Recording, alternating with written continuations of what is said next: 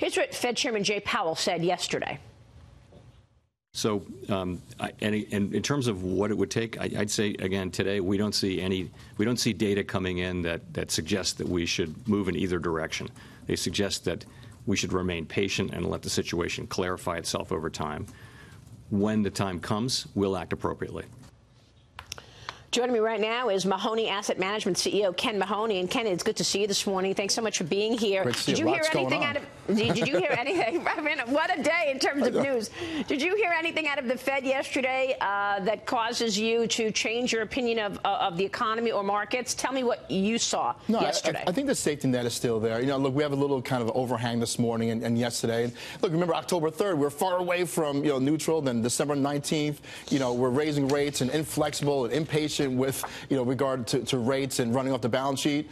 And the market got exactly what it wanted. It wanted a dovish Fed. The only thing I thought was kind of surprising yesterday is he ruled out a rate hike for all of 2019. And yeah, I do give some hope that maybe the back end of this year that growth can reaccelerate. So that's kind of off the table. But overall, look, you have we went from dovish to more dovish, been doubling down since the 60 Minutes interview, and yesterday even more dovish. So I think the market would like that. Yeah, so Dagan, the market really traded down after the Jay Powell comments yesterday. Normally you would get, optimism that we're not going to see any more interest rate hikes, but you really have to look at everything in context. Basically what they said is things are slowing down, and they took their growth rates lower for the U.S. economy. That's not good. Right. The Fed's been a little off on the growth rates. The estimate went to 2.1% growth in GDP this year, down from 2.3%. It was overly optimistic after the recession in 2008. So you have to kind of be careful about those estimates. We should note that the 10-year Treasury, the yield on it fell to 2.53% yesterday. That's the lowest level since January of last year. That shows concern about growth in the future. And not only will interest rates not increase by the Federal Reserve this year, based on the dot plot, which is basically where all the members of the Fed see interest rates, that's only forecasting one increase in 2020.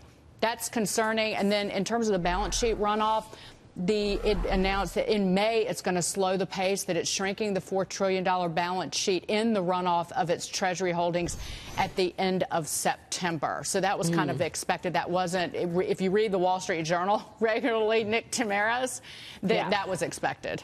Yeah, and Byron, Ken Mahoney just mentioned the 60 Minutes interview. I mean, the Fed obviously now has figured out that the world is slowing down. Right. Europe is a mess. China is slowing. That's going to hit the U.S. Did the president have anything to do with this in terms of the Fed's action? Or is the Fed just they got religion on where we are in the economy? Well, certainly the president did sort of an unprecedented thing, basically telling the Federal Reserve to stop doing what it was doing.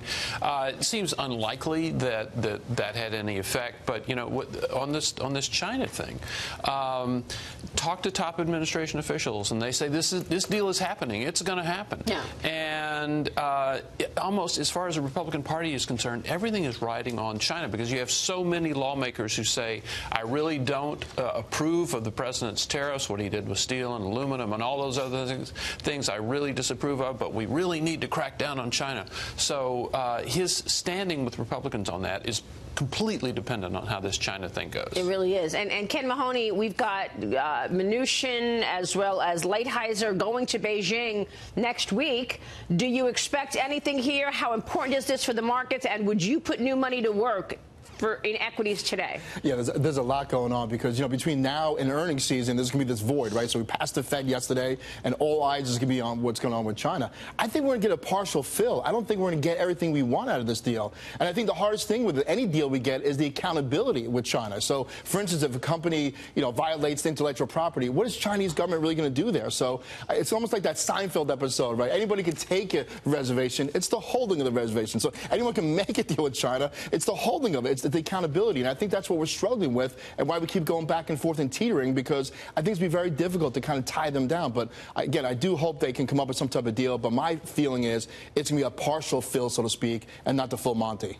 All right, we will leave it there. Thank you so much, Ken Mahoney. Good to see you.